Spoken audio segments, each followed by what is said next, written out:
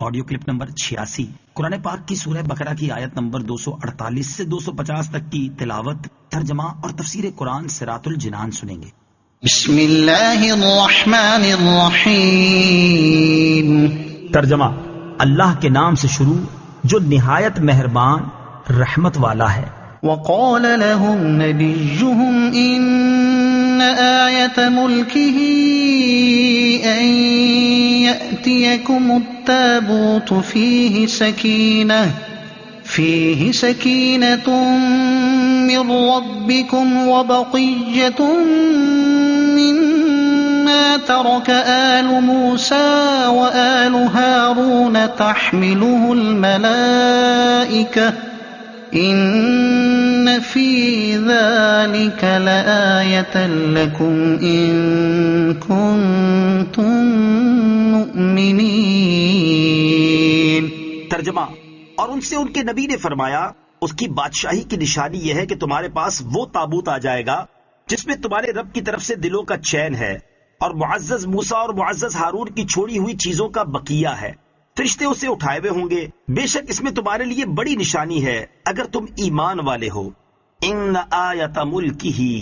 بے شک اس کی بادشاہی کی نشانی یہ ہے۔ بنی اسرائیل نے چونکہ طالوت کی بادشاہی پر کوئی نشانی مانگی تھی، اس پر حکم الہی سے حضرت شمویل علیہ السلام نے فرمایا کہ طالوت کی بادشاہی کی نشانی یہ ہے کہ تمہارے پاس تمہارا وہ مشہور و معروف بابرکت تابوت آ جائے گا جس سے تمہیں تسکین ملتی تھی اور جس میں حضرت موسیٰ علیہ السلام اور حضرت ہارون علیہ السلام کے تبرکات تھے۔ یہ تابوت اللہ تعالیٰ نے حضرت آدم علیہ السلام پر نازل فرمایا تھا۔ اس میں تمام انبیاء کرام علیہ السلام کی تصویریں تھیں اور ان کے مکانات کی تصویریں تھیں، اور آخر میں حضور سید الانبیاء صلی اللہ تعالیٰ علیہ وسلم کی اور حضور پر نور صلی اللہ تعالیٰ علیہ وسلم کے مقدس گھر کی تصویر ایک سرخ یاقوت میں تھی، جس میں آپ علیہ السلام نماز کی حالت میں قیام میں ہیں اور آپ علیہ السلام کے ارد گرد آپ کے صحابہ کرام رضی اللہ تعالی عنہم موجود ہیں۔ حضرت آدم علیہ السلام نے ان تمام تصویروں کو دیکھا۔ یہ صندوق نسل در نسل منتقل ہوتا ہوا حضرت موسیٰ علیہ السلام تک پہنچا۔ آپ اس میں توریت بھی رکھتے تھے اور اپنا مخصوص سامان بھی۔ چنانچہ اس تابوت میں توریت کی تختیوں کے ٹکڑے بھی تھے اور حضرت موسیٰ علیہ السلام کا عصا اور آپ کے کپڑے اور آپ کی نالین شریفین اور حضرت ہارون علیہ السلام کا عمامہ اور ان کی عصا اور تھوڑا سا من جو بنی اسرائیل پر نازل ہوتا تھا۔ حضرت موسیٰ علیہ السلام جنگ کے مواقع پر اس صندوق کو آگے رکھتے تھے، اس سے بنی اسرائیل کے دلوں کو تسکین رہتی تھی۔ آپ علیہ السلام کے بعد یہ تابوت بنی اسرائیل میں چلتا آیا۔ جب انہیں کوئی مشکل درپیش ہوتی تو وہ اس تابوت کو سامنے رکھ کر دعائیں کرتے اور کامیاب ہوتے، دشمنوں کے مقابلے میں اس کی برکت سے فتح پاتے۔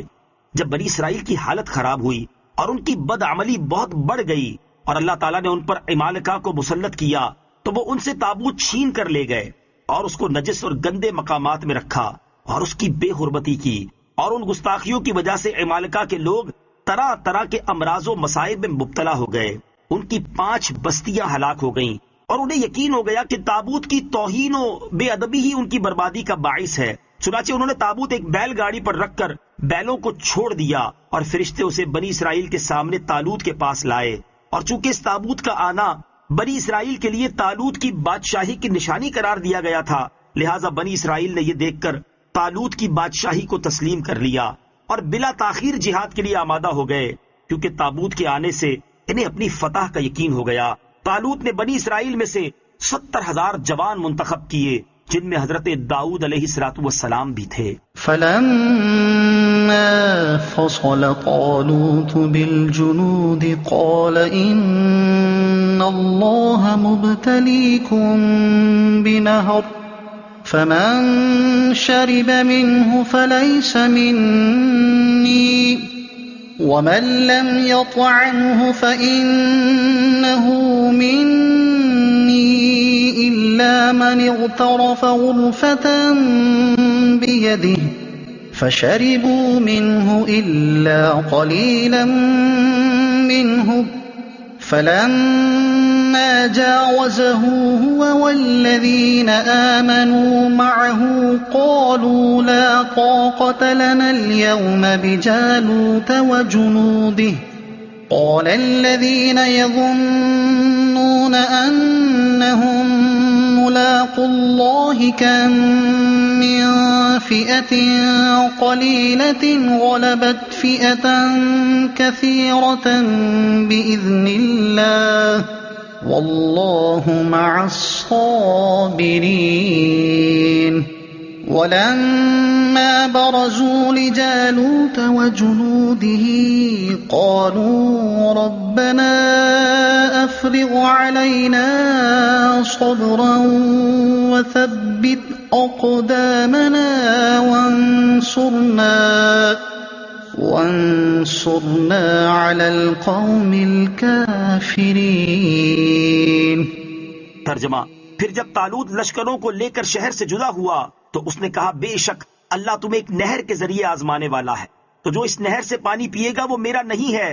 اور جو نہ پیے گا وہ میرا ہے، سوائے اس کے جو ایک چلو اپنے ہاتھ سے بھر لے. تو ان میں سے تھوڑے سے لوگوں کے علاوہ سب نے اس نہر سے پانی پی لیا. پھر جب طالوت اور اس کے ساتھ والے مسلمان نہر سے پار ہو گئے تو انہوں نے کہا ہم میں آج جالوت اور اس کے لشکروں کے ساتھ مقابلے کی طاقت نہیں ہے. لیکن جو اللہ سے ملنے کا یقین رکھتے تھے انہوں نے کہا بہت دفعہ چھوٹی جماعت اللہ کے حکم سے بڑی جماعت پر غالب آئی ہے اور اللہ صبر کرنے والوں کے ساتھ ہے. پھر جب وہ جالوت اور اس کے لشکروں کے سامنے آئے تو انہوں نے عرض کی اے ہمارے رب ہم پر صبر ڈال دے اور ہمیں ثابت قدمی عطا فرما اور کافر قوم کے مقابلے میں ہماری مدد فرما.